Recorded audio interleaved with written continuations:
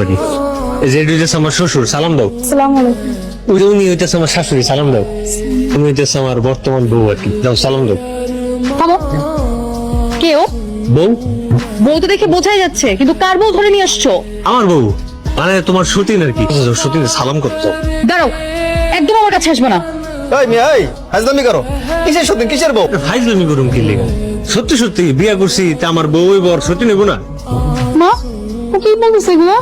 বাবা, জামাই, তুমি কি সত্যি সত্যি বিয়া করছো?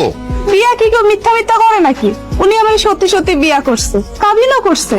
এখন আমারে লই আইছে ঘরে তোলার লেগে। ঘরে? ওর কি কোনো ঘর আছে নাকি? ও তো নিজেই থাকে পরের বাড়িতে ঘর জামাই হয়ে।